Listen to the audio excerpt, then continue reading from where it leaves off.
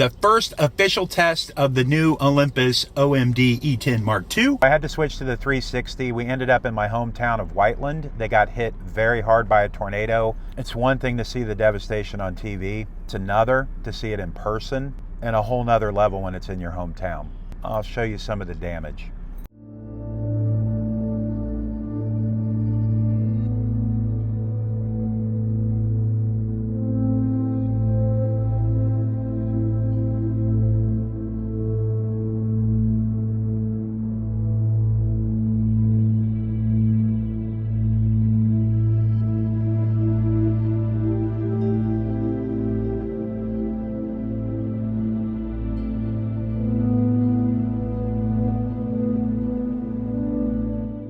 Keep these people in your prayers. Whiteland and I know a handful of other towns in Indiana, Arkansas, I believe Tennessee. Just keep them in your prayers.